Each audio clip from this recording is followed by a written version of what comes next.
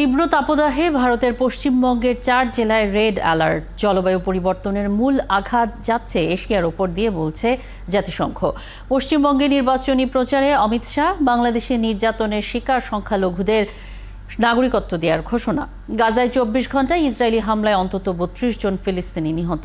মার্কিন সিনেটে Israel, Ukraine এবং তাইওয়ানের জন্য $95 বিলিয়ন সহায়তা বিল পাশ হয়েছে।